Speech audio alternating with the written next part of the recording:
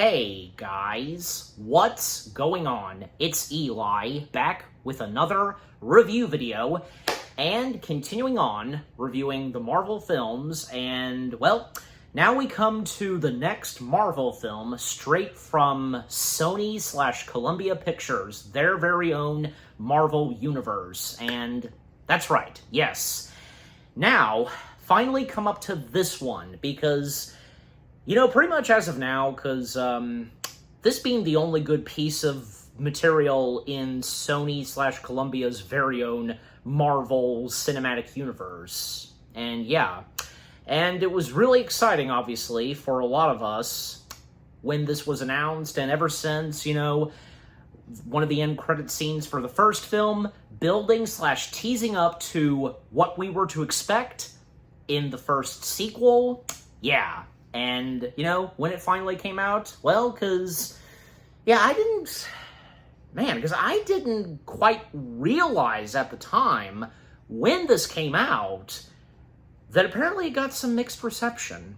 But I myself, now having finally seen this, I really enjoyed it. But yes, so that's right. Now, finally reviewing from 2021, Venom. Let There Be Carnage. Yes. The first Venom sequel, which being, again, Let There Be Carnage. And I'm, of course, not doing this alone because since he joined me reviewing the first Venom film, and he's joined me occasional times reviewing some other pieces of Marvel material, well, joining me reviewing Venom Let There Be Carnage is one of my bros, Anchorman. It's good to have you to join me reviewing the first Venom sequel. Thank you for having me. Anytime. Yes, anytime.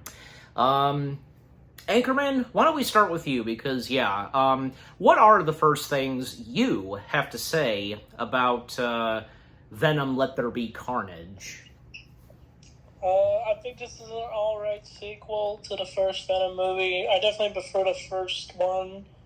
But it was cool seeing Carnage in live action. I do like his design in the movie. And I just wish we could have gotten like a Venom, Spider-Man, Carnage crossover. But I think this is just an alright sequel overall. Okay. What were you, and also to if there's anything else you have to say about the first things you have to say about the film, what was your first, reaction that, this movie was happening and that we were finally getting the official debut of Carnage and Woody Harrelson playing Carnage, and, anything you were expecting at first, and probably, because it's not what you were expecting the first time, and when you saw the movie finally, just, you know where I'm going with this, anything to say?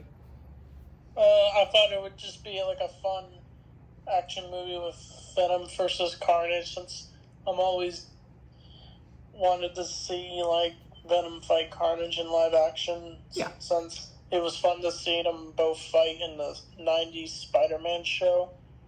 It's always been a cool team up between Venom and Carnage, or if Spider-Man has to team up with Venom just to take down Carnage. I always like that stuff. Yep. And, and again, because you did enjoy it, the very first time you watched it, but as you said, you prefer the first one. Yeah, I think I saw this before I saw No Way Home. I was watching Venom 2 in preparation for No Way Home. Well, obviously, yeah. Well, and I know that I'll be talking about this, even when we get up to the ending. Well, of course, when we get up to the ending of the film, of course we're going to bring it up. But because the fact, okay, but anything else you've got to say, or are you finished with the first things you have to say? I think I'm finished. All right. So, I might as well go next, because, the fact that Let There Be Carnage coming out the same year when this came out, I'm wearing the shirt for this occasion, because, the fact that, as we all know, with the first Venom film, and a little recap, it was excellent. The fact that Venom being an anti-character. Like, yeah, he's had his evil moments, but at the same time, he's had good moments and such, hence him being an anti-character in the world of Marvel Comics, and, you know, him being linked with the Spider-Man characters. And with how Venom was brought to life in his very own movie was spot on, was really well done. And the fact that Tom Hardy fit the role like a glove, playing Eddie, and when it came to Eddie becoming Venom and such, it was excellent.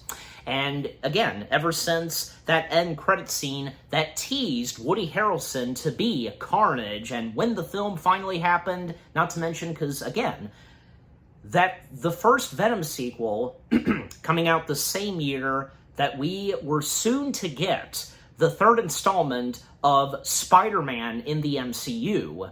And yeah, because, yeah, I mean, 2021 being kind of a big year for Marvel, I mean, especially those two movies, and, you know, because Shang-Chi as well, and sadly, not that much for the Eternals. But, point being, that, you know, for me, because, yeah, with the first things I have to say about Venom, Let There Be Carnage, well, again, I really had no idea. And maybe I did, but not fully. I think maybe I did hear just a little bit of mixed feelings towards Let There Be Carnage, but not entirely. And despite that, I had a feeling that for me, myself, I was still probably going to enjoy this movie. I think I seem to recall that. Shout out to my mom, because I think, yeah, she herself did enjoy Let There Be Carnage as well. I mean, yeah, she especially enjoyed the first film. I'm pretty sure I did mention that when me and Anchorman, we reviewed the first Venom film. But, point being, that with Let There Be Carnage, when I finally watched it, and now here we are, reviewing it, me and Anchorman, yeah, it did not disappoint for me. I quite enjoyed this. But, you know, because despite the mixed bags it has gotten, I mean, you know, especially, geez, because a 58% score on Rotten Tomatoes, well, don't let the critics get to you. Just, you know, if you enjoy this movie or any movie and such, hey, you know, that's good. You're entitled to your opinion. So are we. I found myself enjoying Let There Be Carnage from beginning to end. I thought that what its storyline had to offer, and that we finally had Carnage incorporated in this when he was first teased, and now he was the main antagonist, not the only antagonist of this film, but still, because the fact that you have Woody Harrelson, I got so down. You have good old Woody Harrelson playing the titled character, and not to mention, I did hear where apparently, because Woody Harrelson was a dream casting for everybody. Like, for a long time before this movie happened, everybody wanted to see Woody Harrelson play Carnage. You know, especially since one of the biggies for Woody Harrelson, where he plays a psychotic character, is, of course, being natural-born killers. And, yeah. And I think that, yeah, there's no doubt that everybody would probably think, and I'm sure you as well, you know, that Woody Harrelson definitely being a highlight in this movie. Because how, you know, we love Woody Harrelson, even if he's in a movie that's kind of he's still enjoyable. And he was definitely no disappointment at bringing Carnage to life. And what's-him-face who goes on as Carnage. Yeah, Carnage coming into his body and so on. Yeah. And the fact that Venom, Let There Be Carnage is directed by good old Andy Serkis himself, and, well, being no stranger to being a full-time director, because, like, you know, most prominently before this, well, he had directed, say, the Jungle Book movie, you know, on Netflix, Mowgli, Legend of the Jungle, etc. You know what I'm talking about.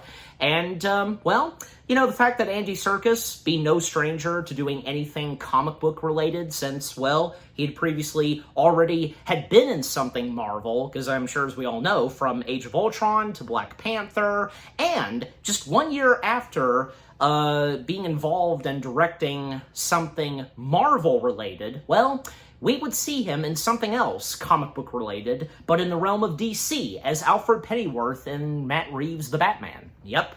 So, yeah, and I just, you know, look, it's not Andy Serkis or anybody else. It's not their fault with how this movie turned out, how mixed it was receiving and such. You know, there's no doubt that Andy Serkis, he tried his best, but I think at the same time, those of us like me, and I think, yeah, you are also on the same page too, Anchorman, but like you said, you know, you enjoyed the first Venom film more than this, but you still enjoyed this. My point being is that, you know, it's Venom Let There Be Carnage is not as bad as it seems. I mean, sure, it may not be the best Venom film and could not top off the first one, but it's still an enjoyable sequel, and sure, like, yeah, it has some campiness to it, but who cares? I don't care, and maybe the same goes for you. You know, the development on some of these characters, like, yeah, where, you know, say, Eddie and Venom's relationship takes off, and this, and a few familiar faces that come back, like, you know, most prominently Michelle Williams, what's-her-face at that convenience store, and, yeah, and the fact, because we finally see Woody Harrelson on screen in all of his glorious carnage, the suspense, the action, you know, the violence, you know, because as we all know, with the character of Venom and Carnage, because yeah, how they attack and eat their victims, just yeah, and the funny moments, emotional moments here and there in this movie, really good. The music and score, everything about Venom Let There Be Carnage, I think, is pretty good. Yeah, again, I really enjoyed this. Alright, so, now that me and Anchorman had said what we had to say, the first things we've had to say about, you know, Let There Be Carnage, now, as always, for me, read the description / the story. Eddie Brock is still struggling to coexist, yeah, with the shape-shifting extraterrestrial Venom, when deranged serial killer Clytus Cassidy also becomes host to an alien symbiote. Yeah, Brock and Venom must put aside their differences to stop his region of terror. Yeah. All right. So, and by the way, because Anchorman, do you by any chance know how Woody Harrelson's character is specifically pronounced, you know, his first and last name? Cletus Cassidy. Okay. Because I feel like I've heard of, like, maybe one or two people, like, pronouncing his name Clytus, but it's Cletus? Is that right? Yes.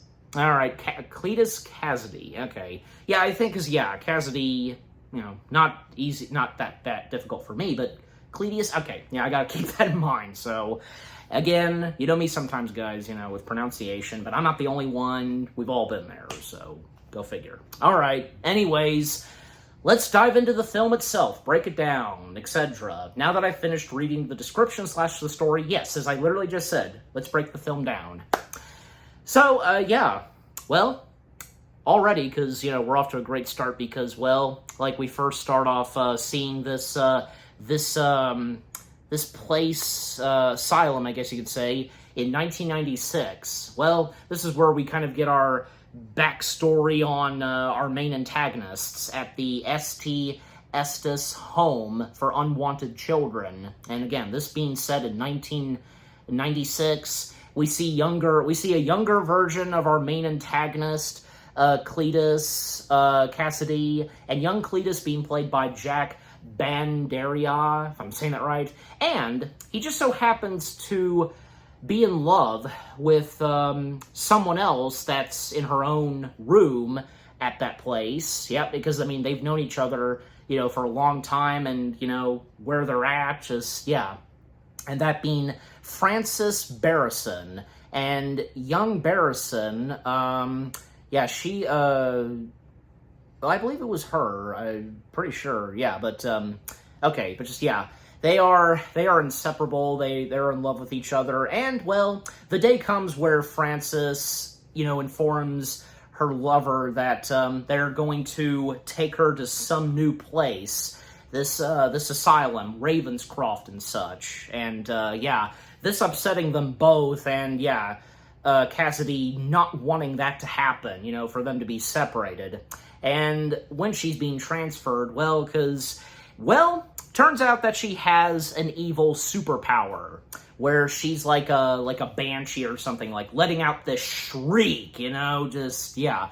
And this one guy in the truck, you know, with her being transferred to Ravenscroft. Well, yeah, because she got shot by his gun, and yeah, Mulligan, that's his name. Young Mulligan, yeah, he was young Detective Mulligan, part of the FBI, yeah, being played, young Detective Mulligan, being played by Sean Delaney, because, yeah, when she lets out her shriek, like, yeah, because going straight, like, you know, in his one ear, and again, he shoots her, and when the truck tumbles, thankfully she survived, and where Mulligan shot her was in her one eye, so she unfortunately lost one eye, and as for Mulligan, well, going deaf in one ear, and he has an earring aid, hearing aid, jeez Louise, alright, but, then, present day, well, because, you know, ever since 1996, Barrison being transferred to Ravenscroft, and, Ravenscroft, more to say on Ravenscroft, yeah, because, again, it's this, Ravenscroft is this institution, and, yeah, because, you know, and she's interrogated due to her sonic powers. Yeah, that's another way to put it, her sonic powers. And been living there this whole time, and especially there's this one Dr. Pazzo, being played by Sian Weber.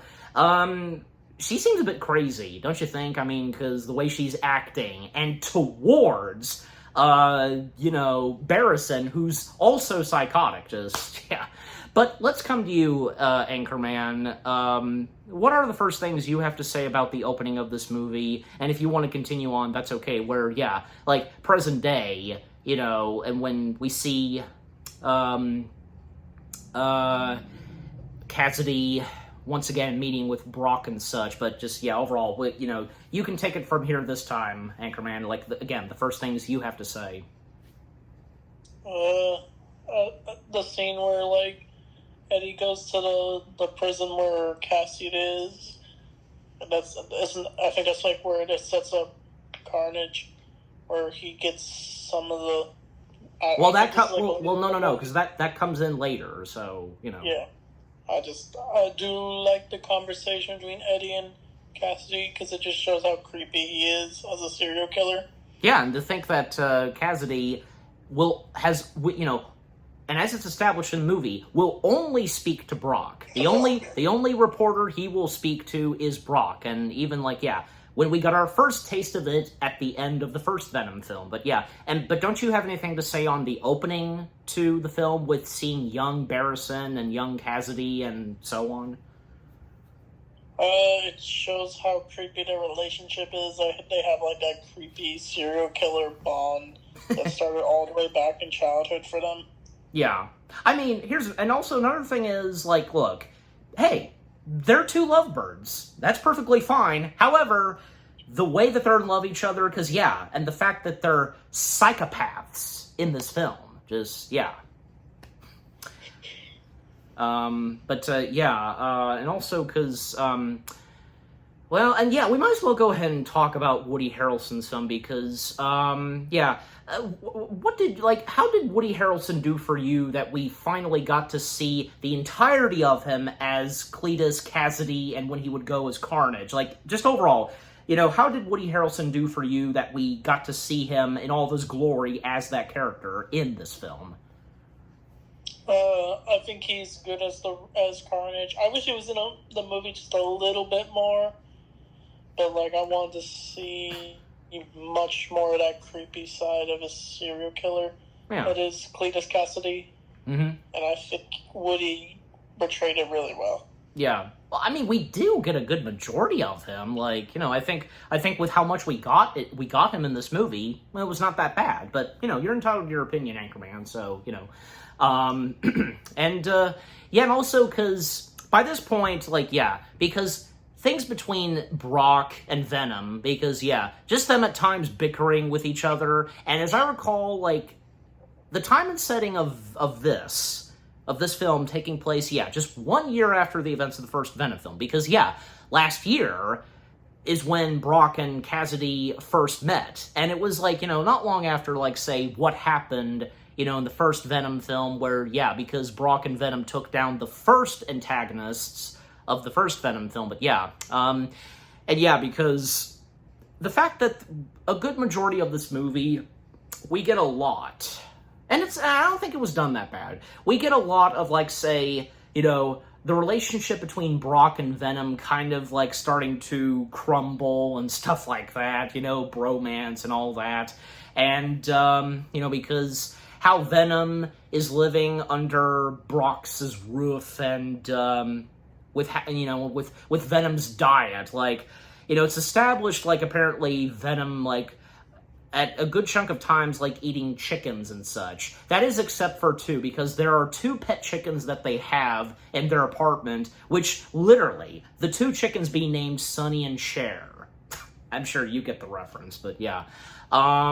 But yeah, I mean, and I think just overall, because, just the more chemistry that we get between Eddie and Venom in this, not bad, and quite hilarious. Just some bromance, and, if that's, the way of putting it with this, and because, the relationship that's going on between them, just, just really good. And coming back to you, Anchorman, anything you've got to say, because with what goes on in this movie, that we also, one other side of this movie, the relationship between Eddie and Venom in this, and with what I've so far said. That's one of the highlights for me for these Venom movies. I always like Tom Hardy's relationship with Venom. It's always, like, fun to see. Yeah. Mm-hmm. And, like, I love how they're taking care of those chickens, and then Eddie tries to make him eat those chickens just so he won't eat people. Yeah. Because he has a hunger for people. Mm-hmm. And you did get the joke, right? You do get the joke and reference with those two chickens being named Sonny and Cher? Yeah, I get it, the reference. Good. Okay. But, at the same time, because with what's going on with Brock and Venom, well, most prominently Brock, because him at times being, having talks with Cassidy, and little does Brock know that actually Cassidy is having Brock, with whatever Cassidy is saying, to be on the papers, that being Cassidy's way to send a message/letter to Barrison, because there are a few times where we see Barrison getting some newspapers that, most prominently, talk about her boyfriend, and, very clever in with what Cletus was doing. Again, little did Brock realize, and also Detective Mulligan, because, Detective Mulligan, whom is one of the other, like, main characters, of this movie, Detective Mulligan being played by, well, older Mulligan, that is, being played by Stephen Graham. And, Stephen Graham, I know I've seen him before, and, he is a good actor, so, and let's talk about Detective Mulligan some. Like, what did you think of Detective Mulligan in the film, Anchorman?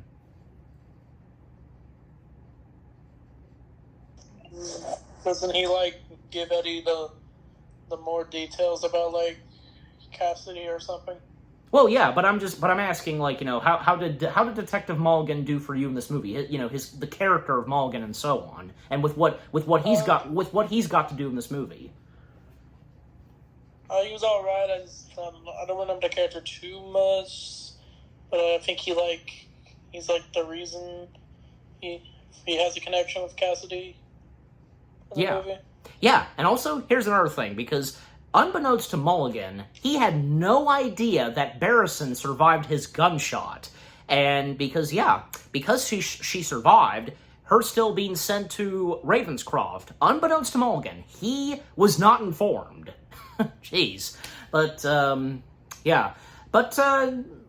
think, Detective Mulligan, him having his moments at times, and how he, the chemistry between him and Brock, they're kind of not on good terms, but they do seem to get along just a few times, and especially because, when things do get serious between them on Cassidy and so on, and, because, especially Mulligan is kind of on Brock's tail, because, again, Cletus being, like, only wanting to speak with Brock and no one else, and that being very suspicious, and because, well, even when Eddie mentioning to Venom that they're, the FBI and so on, they're kind of on their tail because, them being aware of what happened in the first movie, the events of when, the rocket launch and all that, and Brock, stating to Venom that if their cover's blown, that they'd be sent to Area 51, they'd both be dead, However, Venom actually does at one point help out with Brock on something to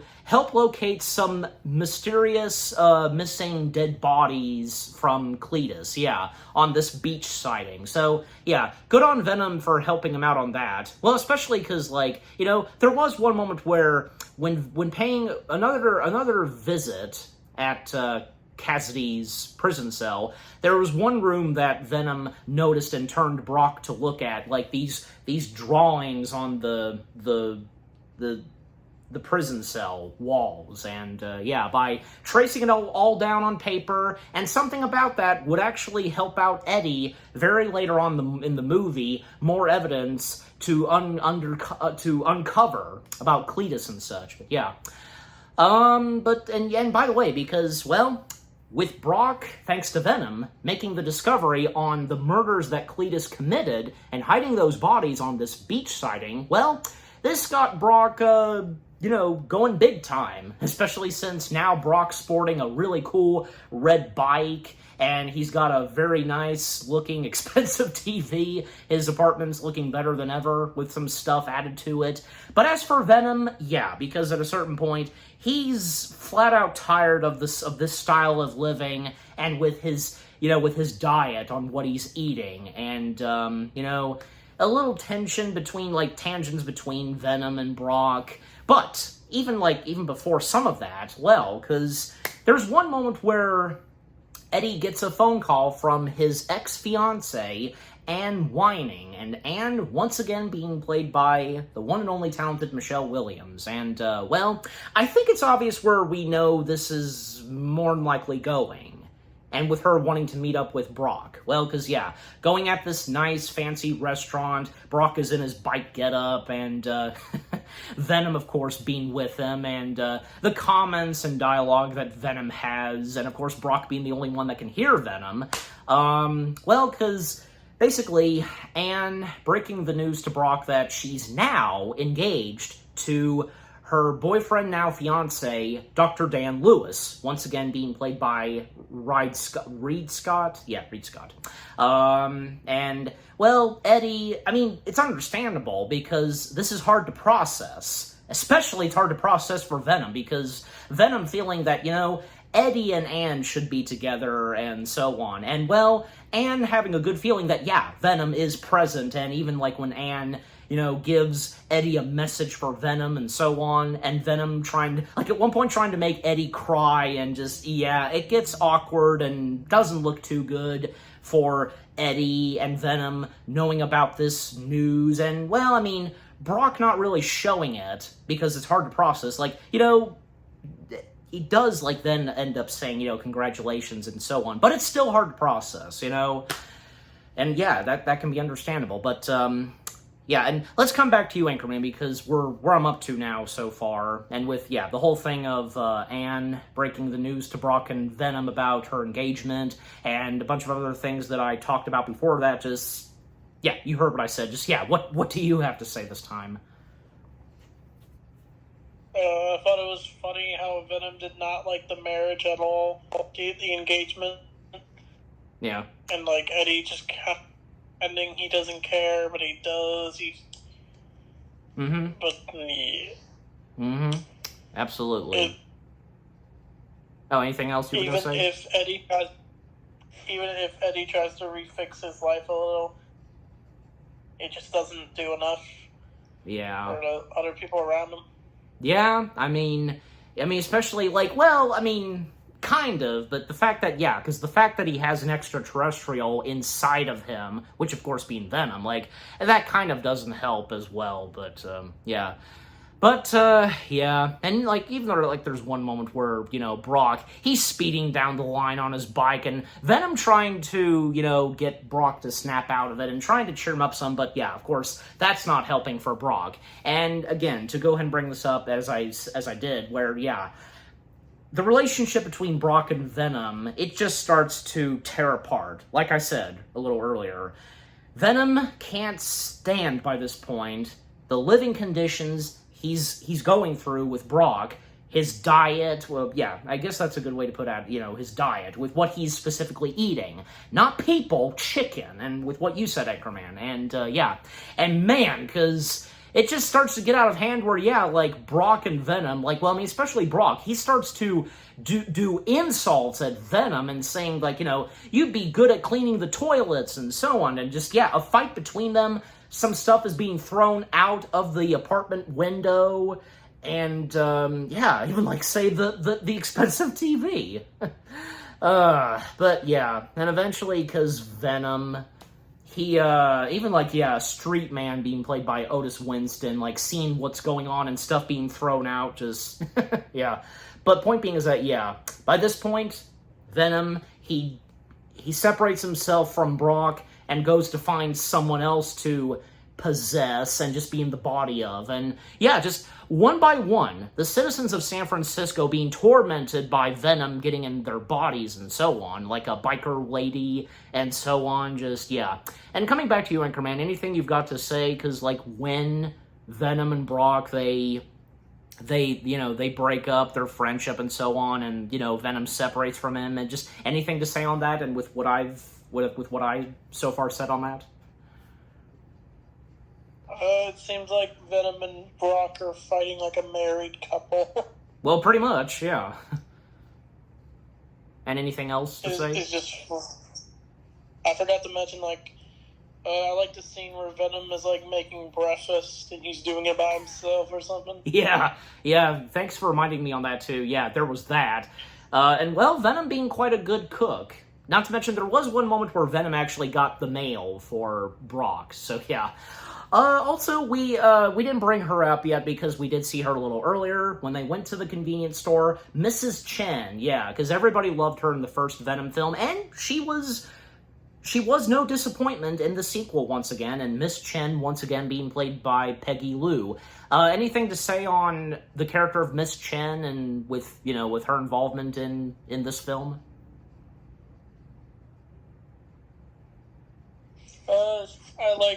I always liked her character in the Venom movies. She was just a nice side character who supports Eddie throughout the whole movies.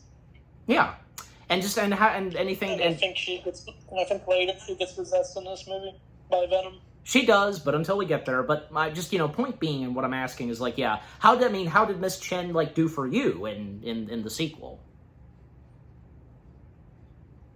Yeah, she was pretty good in the movie. Yeah, I mean, absolutely. Yeah, the same goes for me, because, yeah, I mean, once again, because with what we get of Miss Chen in this, and, well, because she has a big part, in both Brock and Venom's lives, especially Venom. Venom likes Miss Chen, and, well, of course, by this point, Miss Chen knowing and getting used to the presence of Venom, an extraterrestrial, so, yeah.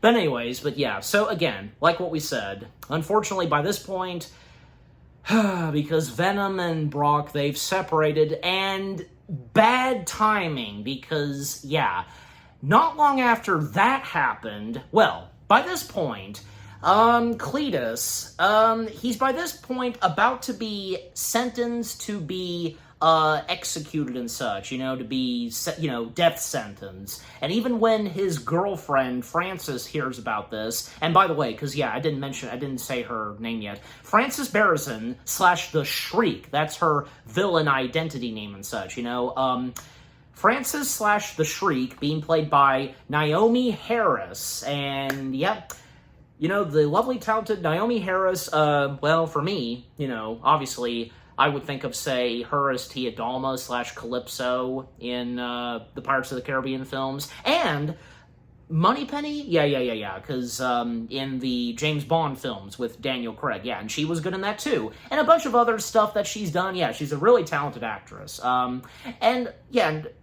we didn't say that much on Francis, and, by this point, because, anything for you to say on the character of Francis / Shriek, Anchorman, and with what her character's like in this, and if you, by any chance, like, were familiar with the character of... Which is he again?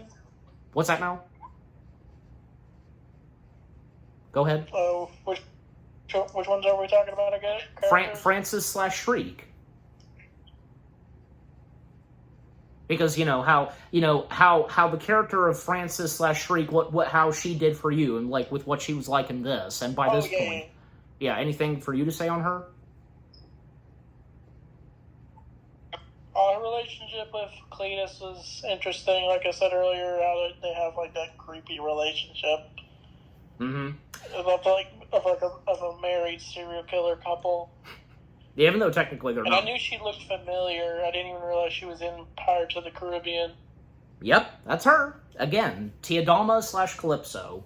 And if you've seen the James Bond films with Daniel Craig, she was in those too. Yeah. So, and by the way, because were you familiar? Because I don't think I really was, and I've gone on saying this before. There are some characters, like, whether if it's a hero or a villain, sometimes I wouldn't be familiar with those characters until they are introduced in live action. So, and of course, most prominently with the MCU. But what say you? Like, was this your first introduction to the villain Shriek in this movie, or were you already kind of familiar with her with the comics, or you know what I'm asking? Like, anything for you to say? I think I've heard of her in the comics before, but I think this movie was like her debut for me. Yeah, I think she's like in the more obscure Spider-Man villains. Mm-hmm. Yeah, pretty much the same goes for me. And also, I knew, and you were already familiar, I think, because you said this earlier, you were familiar with the character of Carnage before this movie, correct? Yeah, I saw him in the 90s Spider-Man show. Right, because this is where I come in saying that before this movie, I knew a little of Carnage, because obviously, I knew and was familiar / aware of the existence of the Spider-Man 90 show. And obviously I had seen some stilled images and pics of Carnage, like, whether if it be, say, the Spider-Man animated show or from the comics, But definitely for me, because, having watched this movie, because, seeing what the character of Carnage is like on screen and in live action, And obviously, I'm well aware, because the character of Carnage is definitely one of the top, best villains to come from the Spider-Man comics, whether if, it's either Spider-Man or Venom coming face-to-face with Carnage himself, but, and by the way, because, to go ahead and mention this, and you technically already did earlier, Anchorman, and good thing I remember, because, another, conversation that Eddie has with Cletus, and not to mention that Cletus was kind of wanting to start a friendship with Brock, even, being, pen pals, and, there was at one point a letter sent to Brock, and, because it was written by Cletus himself, where, he shared his background, and, because, this is where we know more about Cletus and his origin story, where, when he was a young child, he had a rotten childhood, and there was one moment in Via Animation where he was being beaten up by these other kids, but luckily, Francis stepped in, using her sonic powers to literally just kill those kids and save Cletus's life, from being beaten up. And because the romance starting between them, and eventually where they would find themselves at, and from there on, and as we see in 1996 at the start of this movie, we're caught up on those two.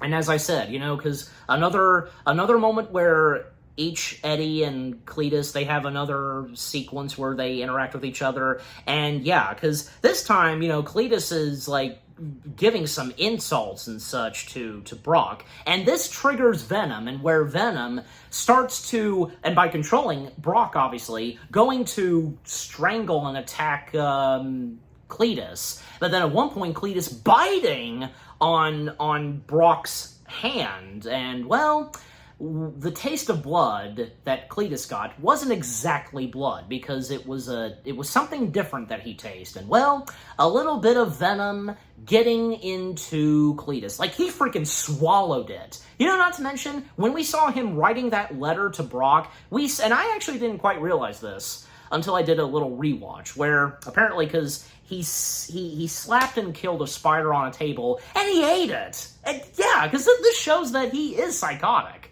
And the fact that he ate a spider, golly.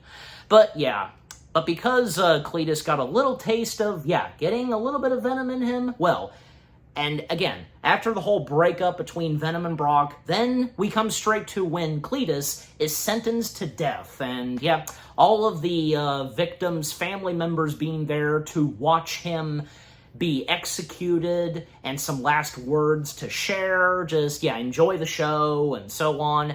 And you know, we already get the sense of feeling that something's about to happen, and definitely something does, where pretty much, pardon my French, but it's true, all hell is unleashed when Carnage is let loose, and it's a madhouse, just carnage causing carnage, killing the victims, and everybody evacuating, and just so much mayhem happening in the asylum. And even when, like, Carnage at one point let some of the prisoners let loose, they were actually at one point applauding and cheering for what Carnage did. And there's a bit of, like, you know, spinning, like, Carnage, like, making a tornado, and I wouldn't say, like, what, Tasmanian Devil vibes? Like, not really, just, again, the campiness, like, oh, come on, just, you know, doesn't bother me.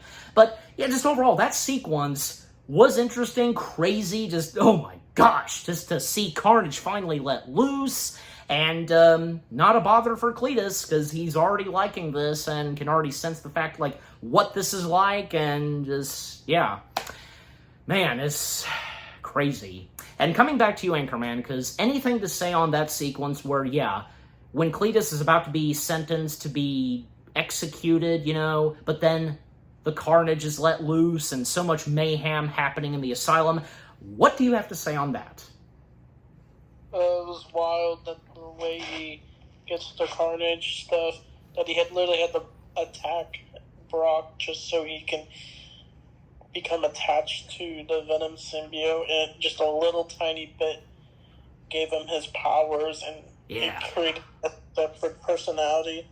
Oh yeah, definitely. Being the Carnage symbiote, and it made Cletus more dangerous. Mm-hmm. Absolutely. Because anything else you were saying? I thought the backstory with Cletus was interesting. Like, it kind of pays homage to how he is in the comics, where he killed his grandmother to be psychotic, because he's always been psychotic. Yeah, that too. Yeah, and the mentioning of, like, killing the wife of his father, like that piece of dialogue that Cletus brought up, just, man, crazy. But and by the way, since I've mentioned this, the campiness in Venom, Let There Be Carnage, like, do you have anything to say on the campiness, like, and how you felt towards the campiness that people have said about that being in the movie? Just, you know where I'm going with this. What's your comment? Some people say this movie, like, takes itself too seriously, or they say it's just trying to be a superhero movie. But, like, I don't know. I kind of see it as a campy, just a fun movie with Venom and Carnage. Yeah. That's kind of how I see it. It's basically, and I've heard this, and I'm sure you would think so too when I say this, the Venom movies are basically like those superhero movies from, like, the 90s and early 2000s. And and if you know where I'm going with this, like, what do you think on that? I could kind of see where that's coming from, since I feel like they could have done a Venom movie back in the day, but I guess it took until 2018 to finally do one. Yeah, the time didn't come until 2018, and then when the sequels happened. Yeah, so. But, you know, still, I mean, with the first Venom film, everybody loved it, but again, as I said, you know, mixed bags on the first sequel, and its third and final film, but until, we review that. But anyway, so back to where we were, because again, after that crazy sequence, which was really awesome at the same time, where Carnage is unleashed, and well, because now Cletus and Carnage being one and them teaming up, and because by this point again, with Brock and Venom having been separated, now Brock living on his own, he cleans/tidies up his apartment, even disposing Sonny and Cher, the two chickens that are given those names, at this park, and just, and he got a new TV and such, but at the same time, him still on the case and trying to figure out on all that stuff with Cletus and, trying to act like Venom, like what would Venom do, even kind of doing a little bit of the Venom voice, but, the fact that he voices Venom just, makes it funny, makes it hilarious, but and even when, because, it was reported that, and when, Brock saw this on the news, then when Detective Mulligan showed up about that, Cletus having broken out of prison by this point, and just, coming back to Cletus because, well, he and Carnage come to an agreement/deal.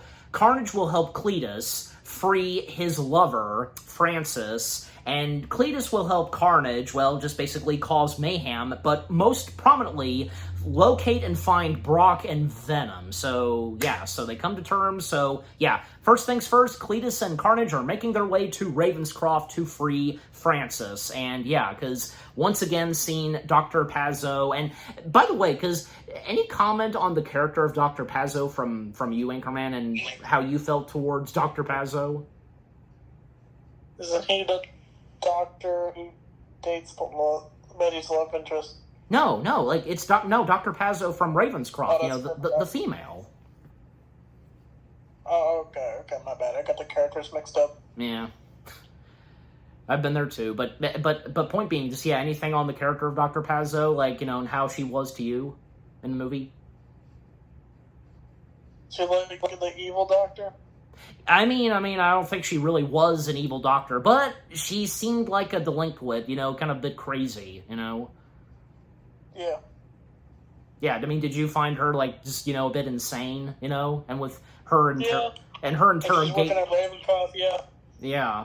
And, well, should have seen it coming too, where, because she got what was coming to her, where, because, just and just, the whole thing of Dr. Pazzo just, tormenting Francis, and poor Francis, but, when Cletus finally makes his appearance along with Carnage, well, thanks to Carnage, disposing of Dr. Pazzo, strangling her, and thus our two lovebirds are reunited, and, the fact that, it's thanks to Carnage. And by the way, one thing to point out, and I think it's obvious that this was bound to happen, because the fact that Shriek has sonic powers, like screaming, well, the extraterrestrial alien species of Venom, they are very sensitive to loud pitch noises, like if it's sirens or anything like that. So, because that's what happens, and Carnage not liking the powers that Francis has. But overall, because, our two psychotic lovebirds are reunited, and, because after causing mayhem in Ravenscroft, and when the FBI, and most prominently Mulligan, make this discovery on what happened, and the fact that now Francis has been released, and this making its way to the news, well, the suspicions on Brock start to build, and when, at one point, Brock is brought in by Mulligan for questioning. But also, for coming back to Francis and Cletus, where they do at one point go back to their childhood home that they were imprisoned, technically, just to burn it and so on, to their liking and joy, And also the fact that Cletus got a hot rod, a ride in a car, and it was apparently Francis's dream car, But and also Venom. There was one moment where, Venom, still, roaming around the streets of San Francisco by this point, possessing and taking over the bodies of random citizens, up to when, Venom finds himself at this club party, Well, that sequence, I thought it was okay. It was quite funny, and the fact that, well, perfect timing for Venom because this is where he blends in with the crowd because they're in costumes, and they mistake Venom that you know, he's a costume, just unbeknownst to them. And coming back to you, Anchorman, what say you on like that sequence where, you know, because where Venom is at currently, having possessed different random citizens of San Francisco, and when he finds himself at this like nightclub and so on, just what say you on that? I like it where he's partying hard. I like the glow sticks he puts on himself. Yeah, I like that sequence where he parties hard. And his interactions with the people at that party, just that was pretty good, you think? Yeah. Yeah, and also to name some of the other cast members, because like Little Sims appears in the film as herself, and also I missed her because I was wondering because Young Shriek / Young Francis was played by Alumid Olorfemi. I'm probably more likely butchering the last name again. You know me sometimes. Some of the other cast members, like Mugging Victim, was played by Michelle Greenidge, and Beaten Mugger being played by Rob Bowen. And because, there was one funny moment where, because Venom steps in to help this mugging victim, from her purse being stolen, and Venom ending up taking down the Beaten Mugger. It was pretty great. And a psycho patient being played by Lawrence Spellman. Siegfried, if I'm getting that name right, being played by Scroobius Pip.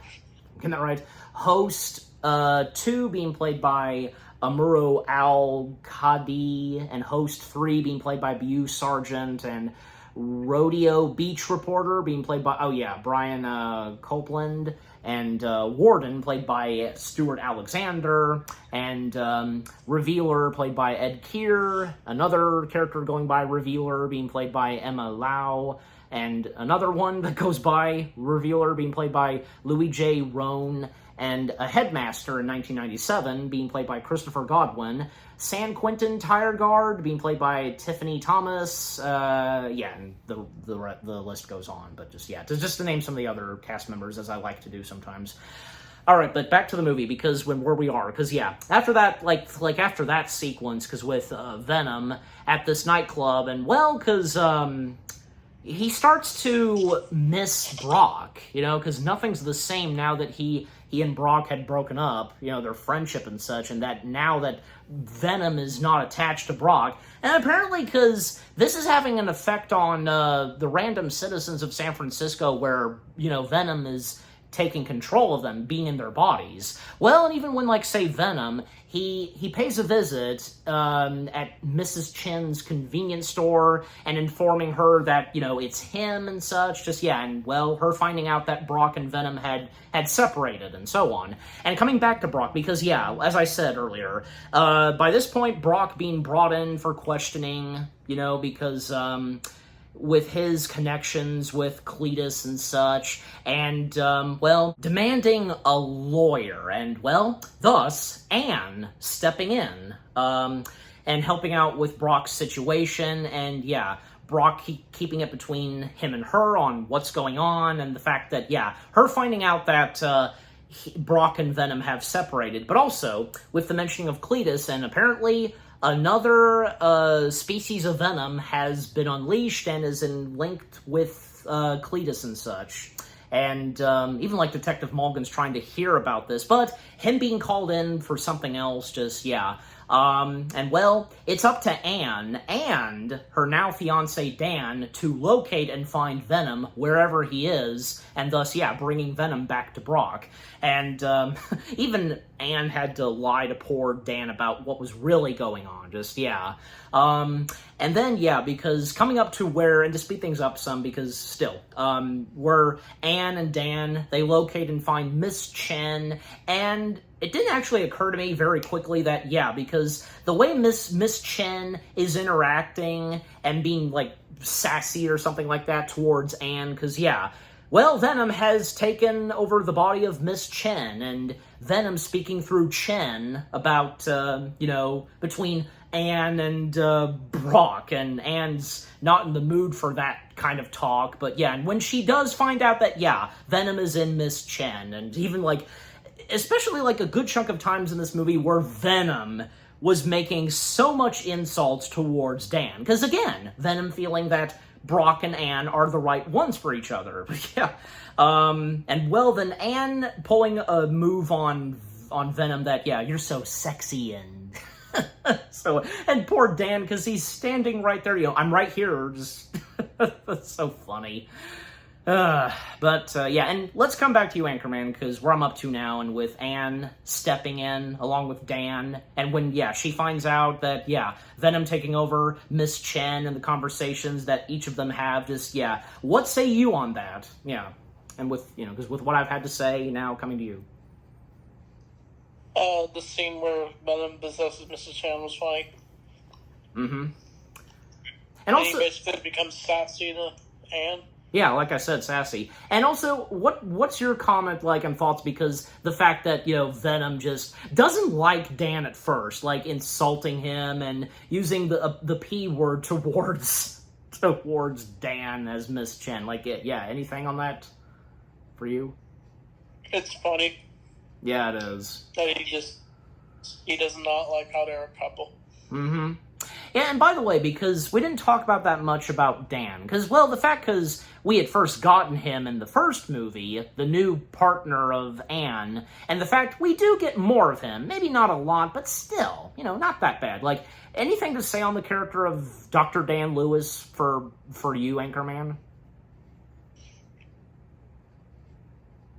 I don't have much to say about the character other than he is interested in Michelle Williams' character, but it causes Eddie to kind of, I don't know, just not really have a relationship between the two. And have a grudge towards Dan.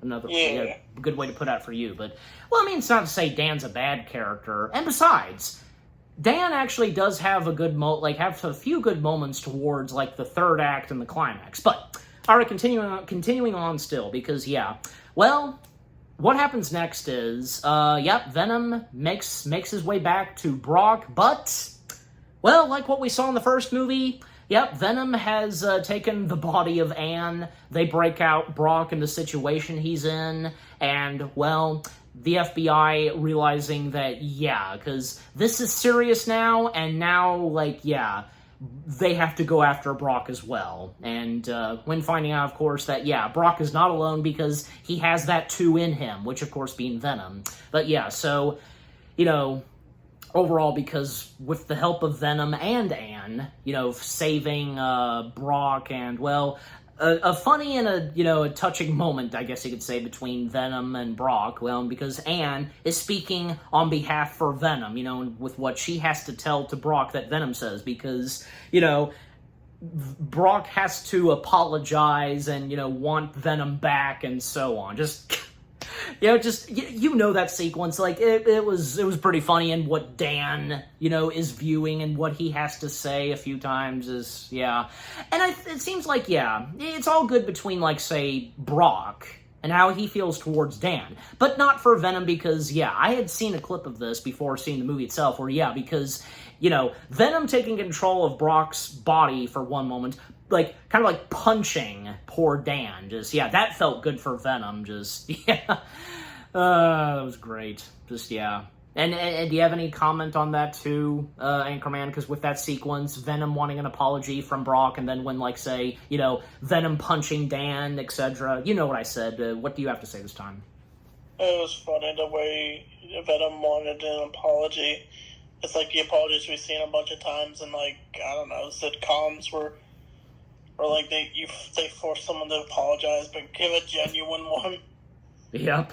Yeah, and I think that, I think for me, because, it was done pretty well and pretty funny. And that's the thing, because, stuff like that in the Marvel films, doing, really good. Just, they gotta be done pretty good. And I think, in this case for Venom, Let There Be Carnage, not bad. All right, anyway, so thus Brock and Venom then trying to make progress, and because of Cletus and such. And, well, because, and also not to mention, early on, Brock, found out more evidence, and when, those recorded audio, recordings of Cletus, and with the mentioning of, the asylum, that both Cletus and Francis were in, and they put their carvings in a tree. And when he reported this to Mulligan, almost forgot to mention that, but good thing I did. Just to get that out of the way. But then like at one point, because with what Cletus and Barrison do, when they try to interrogate and take down Brock and Venom in the apartment that they stay in, and when at one point, they come face to face with Detective Mulligan, and he's brought in, and Mulligan finally realizing and discovering that all this time Francis was alive and that he didn't kill her. So even when he was like, there was one moment where he got flashbacks about that, and with the hearing aid he has, and because bad timing for them because, Brock and Venom not being in the apartment. However, Francis makes this one discovery that, oh boy, because Francis discovering this engagement ring and a picture of Anne. And yep, it's obvious what's going to happen next because, Eddie did tell Anne and Dan to evacuate for a while, from San Francisco, and we see that they've packed up their stuff from the house, and for Anne, finishing with what she's gonna take, only to be interrogated by Francis, and Anne being taken hostage by Barrison, and Barrison taking care of Dan. She knocked him out, spared his life, and only put him in the back of the trunk of the car. But and then Dan phoning up Brock about Anne being captured and where they're going to next. They're going to this church, and they have a father there because there's this wedding that's about to happen, and because from Detective Mulligan and Anne being the wedding guests, and and the father was obviously he's credited because the father at the church, the pastor, I'm not seeing him. If I'm a reducer, I'll put the name of the actor and the character in the text, just to be sure, because I'm not seeing it, but, Anyways, so this wedding happening, and because obviously, in order to lure Venom and Brock into this, and which, that's what happens.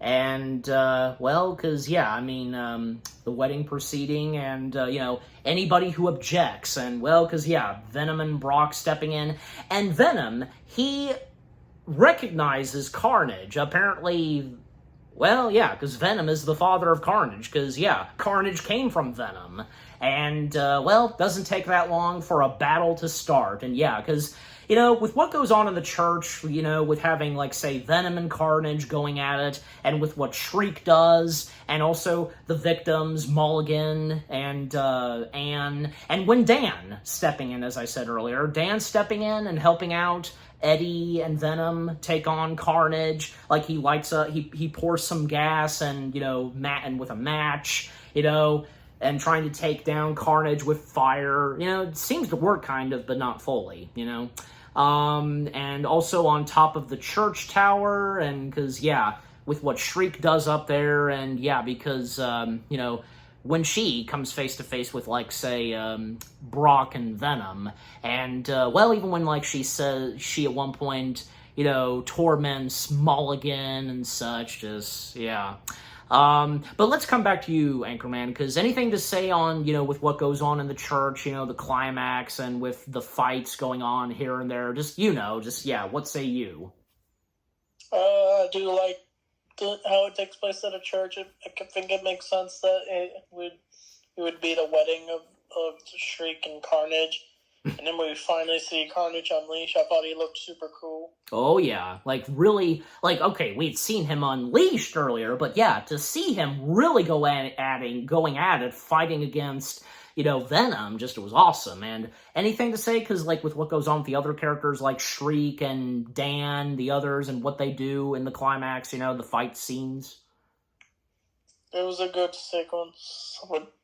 I just love the two symbiotes colliding together. Oh yeah, and what about and as I mentioned, Dan? Like, let's say on Dan helping out some.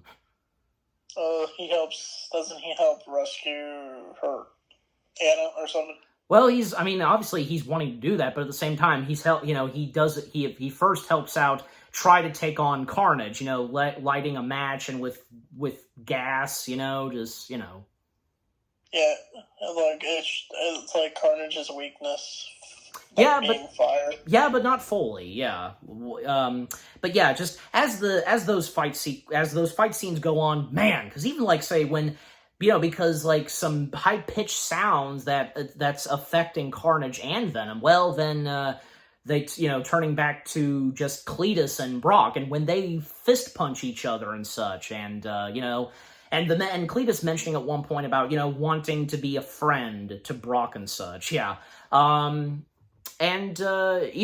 geez, there was one moment where I think, yeah, pretty much, breaking Brock's legs. But it's, I guess, and thanks to Venom, they seem to be patched up and healed, yeah.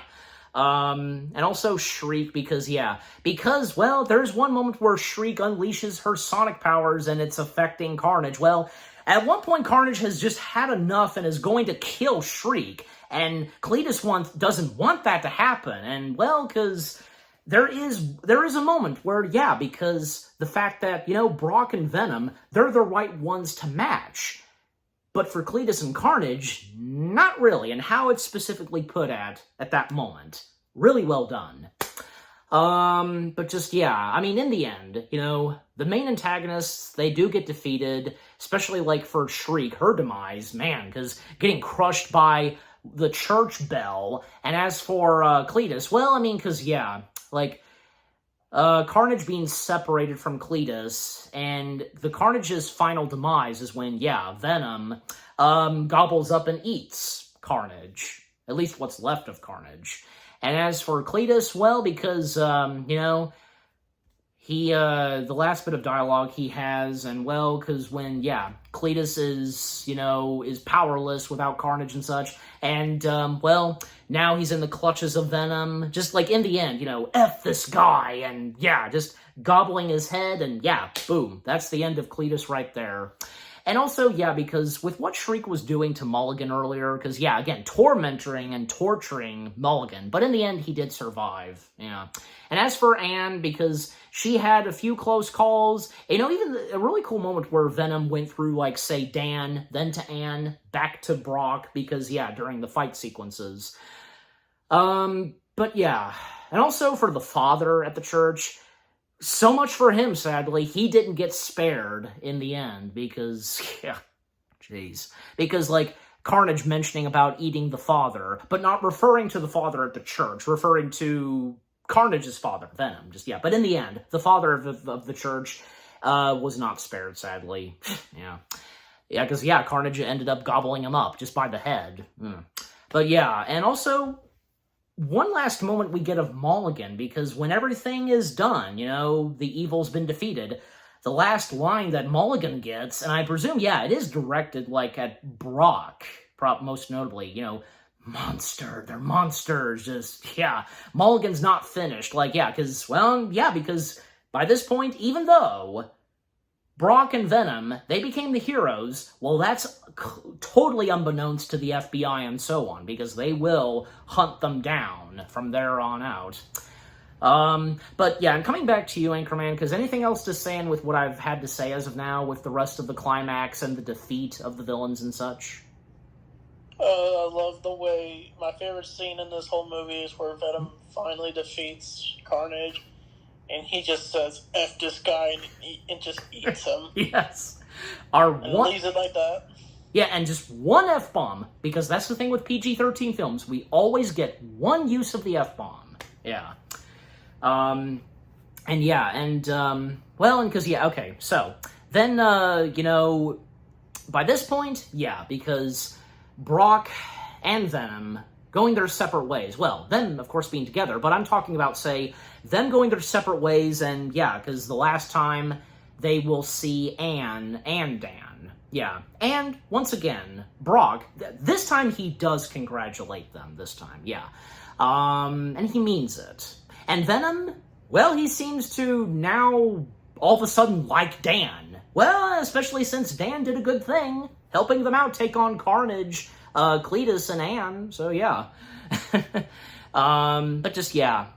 And yeah, this being the last time we see those two characters, because, well, sadly, by now, because, yeah, Anne and Dan not being present in the third film. That's unfortunate, but, no doubt, because, worked out fine with not having, say, Michelle Williams and Reed Scott, just, it's obvious because, for Anne and Dan, living a happy life, and from there on, just, yeah. And as for Brock and Venom, well, because, yep, now that they're fugitives, and even when, like, say, Brock was going to bring that up because, well, he was going to say and tell Venom that we are Venom, but Venom thought that he was going to say fugitives, just, yeah. And, yeah, just overall, it's great to see that by this point, everything is good between Brock and Venom once again. They're back together, and even though they saved the day, taking on Cletus, Carnage, and Francis, well, yeah, being hunted down by the FBI and so on. And where they end up next, their hideout is on this beach, and, even, like, say, them admitting their love for each other, not romantically, but just, yeah, bromance and so on, just, yeah. But, that was a great way to end off the film, just where the movie ends off, and, because a pretty good happy ending for them, even though, because, yeah, they're fugitives, just, yeah. And coming back to you, Anchorman, because not including the end credit scene, we're gonna get to that in just a moment, but the ending, before the end credits, like, anything to say on the ending to the movie, and with what I've said? I like how it ends with Eddie and Venom on the beach, so, like, they get the knife, just relax, and enjoy the sunset. Yep, absolutely. Yep.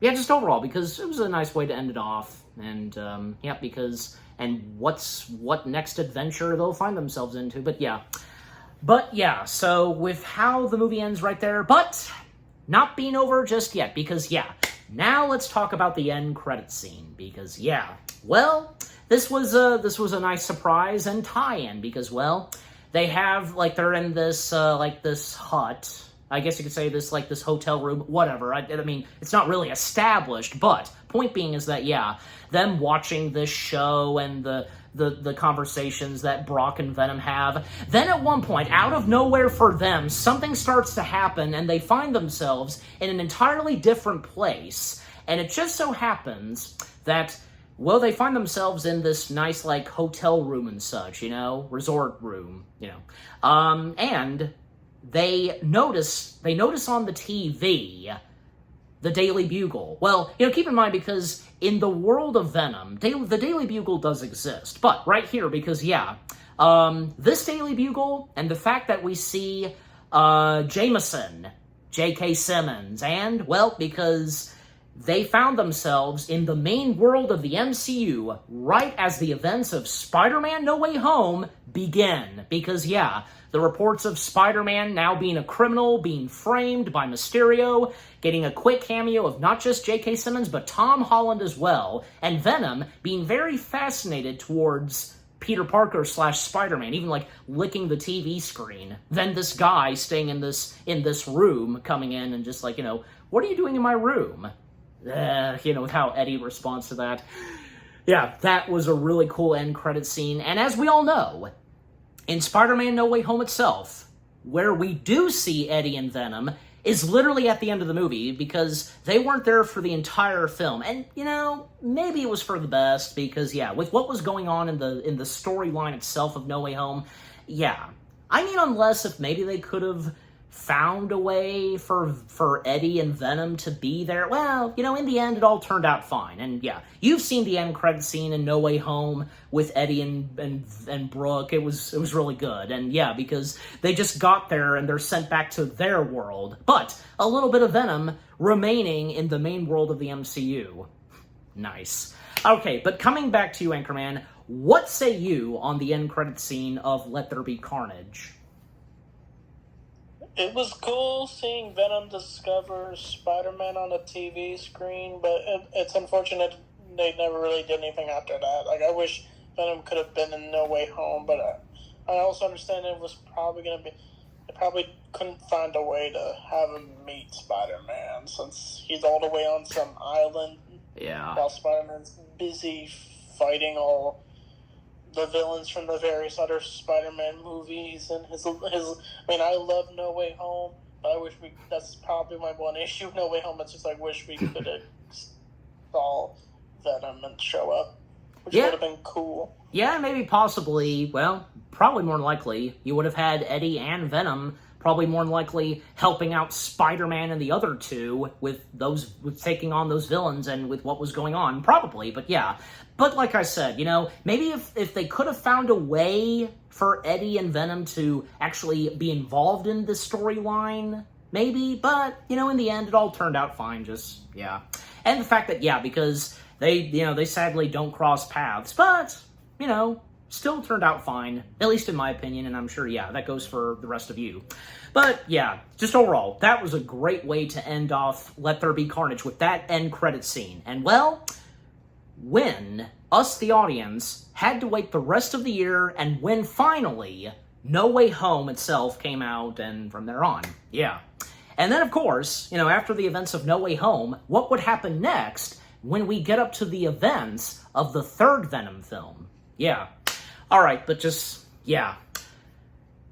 Yeah, so that's it. That's pretty much it right there. Because, yeah, Venom, Let There Be Carnage. Sure, because, it's a mixed bag, with its campiness, and it may not be really the best Venom film and cannot top off the first Venom film, but it's fine. It's not a bad film. A bad film sequel, and this being Venom, the first Venom film sequel, everything that Venom Let There Be Carnage had to offer was not bad from beginning to end. The storyline, the cast of characters, us finally seeing Carnage in all of his glory and with Woody Harrelson playing the character, and with Shriek being there, and with some of the other characters and what they had to do in this film, and great talents, of course, great acting and chemistry in this film, the visual effects, the action, the suspense, the violence and the goriness. Well, yeah, because with Venom and Carnage killing their victims, the action and just,